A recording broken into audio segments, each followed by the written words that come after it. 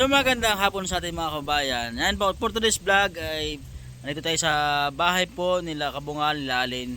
So mag-update po tayo dun sa kanilang patubig at po nang papakabit si Ma'am Rowena Rowe. Yan yung sponsor po nila. So kailangan maayos po natin yung patubig natin para wala po silang dahilan para hindi malinis po yung bahay nila. Shout out nga po pala dyan sa Kalatagan, sa Antonio's haircut. Yan. So sila po yung nagupit sa akin, nagpapa-shoutout, ayan. So sa mga nais po magpagupit, pumunta lang po kayo dyan sa Kalatagan, Batangas. Diyan po sa may tabi ng 7-Eleven, ayan. So pumunta po tayo dito sa bahay po nila Alin. Malinis naman po ang kanilang paligid, ayan. So dito po ang kanyang papa po nila Alin, nila Kabungal, ayan. Ayos naman po ang kanilang bahay. Hey tay, kamusta tay? Magandang hapon naman siya. Oh, long time no siya, kamusta na po?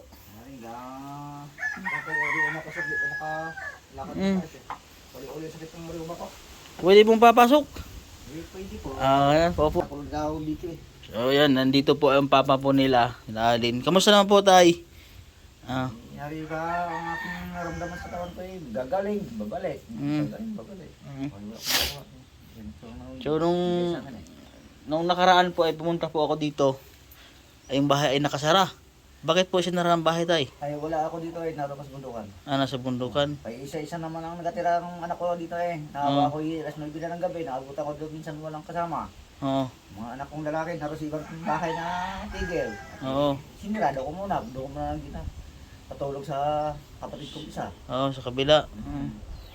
Ayan, so Kawan nga dito, hindi makakain minsan, walang tubig. oo. Hindi nila ginaidiban. Na kayo umuwi. Ito yung natawagan ko kapatid ko ang anak kong isa. Kung paano, ito wala kami tubig. Nakabili lang akong gayaan. Kulang pa naman ang gamit.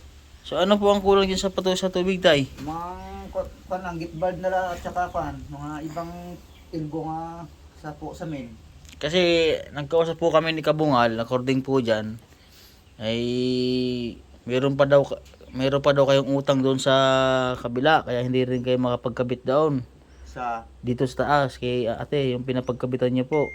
Sa kanina test, tubig. May utang pa kayo doon ngayon. Oo, yun pa. Sabi ng mga bata. Hindi pa nababayaran. Saan po bandang bahay naon? Hindi ko alam sa mga bata kung saan mga bahay. Kung baka sa mga secondial po. Saan? Dyan lang sa taas. May harap ng tangke. Diyan kami natin kaigib eh. Eh saan po kayo magkakabit ng tubig? Saan po kayo Yan, tangke na yan.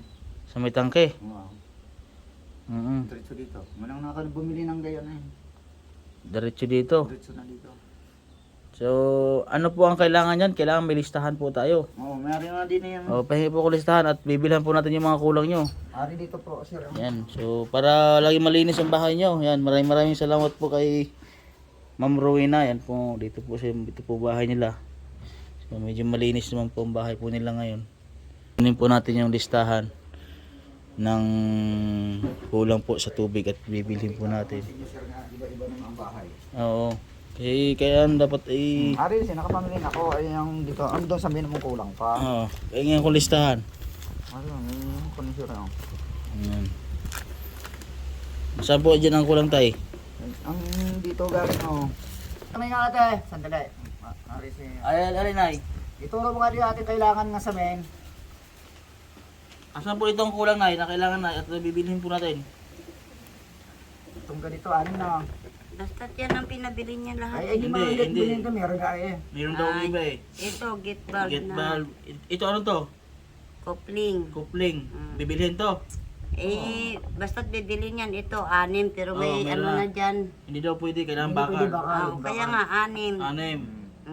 Tapos Tapos, ito, gate bulb. get bulb. Isa. Tapos ito, yung puro bakal na yan, kailangan yan. Oh, yung Ito, bakal. yung dalawa, yung Yan, GI naman, nakalagay naman eh. Ha? Nakalagay naman GI. Eh, pero sigurado. Mm. Itong to? Kopling. Kupling ba yan? Meron na dyan? wala pa. Wala pa kahit isang kopling. Wala. Itong kupling, ano? Yan, GI din yan, bakal din yan. Ibig sabihin, itong kupling nito, ano to? Iba yan? Iba rin yan. Iba. Mm. Ito, tiplon, dalawa. Oh. Ito sino to? Wala, yan ang gagawa. Yun na lang yan ang bibilhin. Sige, ako nang bibili nito para ano, Matapos Kaya na. nahingian kami nila. matapos na. Para walang rason para hindi lagi malinis ang bahay ha. Ali, 700 yung ano, membership dues. Tapos ano, 500 Ano, yung ano. magkano ang membership dyan? Dues lang. 200. 200. Tapos labor 500. 200, 500 libor. Mm. Bali 700. Mm. Tapos yung utang nyo, 160. Hindi ko na alam sa mga bata kung saan nakautang daw sa 160 sa tubig. Hindi, may utang pa daw kayo eh. E di, Sabihin sabihin, mo na isali yan, sir. wag mo isa din. Pwede ka Huwag na naman yan, yan, naka- babayaran pa ka kung may pera. Oo. Eh, wala ko yun dito, sir. Baka nakalista pa to dito. Wala Hindi na. na, wala po dyan. Punta Wala doon na. yan. Oo, kontador. Sarili ko yung bili yun. Dito, eh. Ito yung kulang natin. So, dadalhin ko dito. Ha? Oo, sir. Para magkaroon ka ng tubig. Salamat po. Oo. So, yun. Maraming salamat po kay Ma'am Tita Ruwi. Siya tumulong po sa pamilya po nila Kabungal para magkaroon po sila ng tubig makompleto na para laging malinis na po yung bahay nila. Kung So, sino naman nagkaroon pa, ginang. so kasi lagi nilang rason pag na hindi malinis yung bahay, tubig. So ngayon magkakaroon sila ng tubig, maging okay na sila. Ito na po yung ikakabit po natin na house doon sa kanila galing doon sa taas papunta po sa baba mga kababayan. Yan, yung kulang nga po ay ito ya, bibilhin natin. So gaano po kahaba yan tay? 95 meters to ang isa. 95. Meters. Oo. So magkano po ang isang ganyan, isang ikot? 900 po. 900. Sige. Okay, 180 kung dalawa. Oo, binili nyo. So, ayan po ang kakabit natin doon sa taas. Oo. Ang makarating dito. Hindi pag nakakompleto ko na ito, kakabit agad natin. Ha? Oo. Para maano agad. Bali, ang magastos natin doon sa labor ay 500. Bali 700 lahat. 700 lahat. Oo. Ano yung number mo po ay sir ang gusto mong magkabit dito? Oo. Tatawagan na lang siya pagka Pag okay na. Oo. Babalik ko naman itong listahan na ito. Ha? Para at least yung mga anak niyo na nag-aaral ay hindi na pupunta doon sa malayo para saan sila naliligo? Ngayon, nag-aigib na minsan. Ay, Malayo. Makaligo. Oo, Oo. doon pa rin naigib. Pumapasok sa school na walang ligo, minsan. Makaligo, minsan hindi. Ngayon makakaligo na sila. Wala nang rason. Yung ginawa tayo ko, sir, bili talaga ang gamit pa rin Oo. sa bahay. Tubig. Importante talaga tubig eh. Oo, tubig talaga. Kahit wala ba, ulam basta may tubig. Oo. Makapagulay ka, kakain ka. Maging maayos na.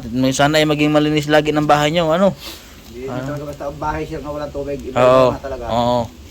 Maayos naman. Ang mga ipat-ipat ng manok, hindi mo Oo. mukhang baldi ka na agad. Kaya na, wala tubig yan. Oo. Hindi mo pa ka nakalayo.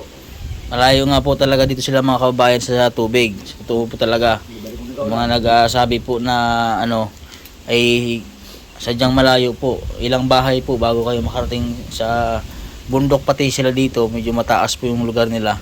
Ayan o, tinan mo. Ayan, sa baba niyan ay pang-pang na yan. Tayo kaya yun. So sana mabili agad natin yung nila para magkaroon sila ng tubig dito.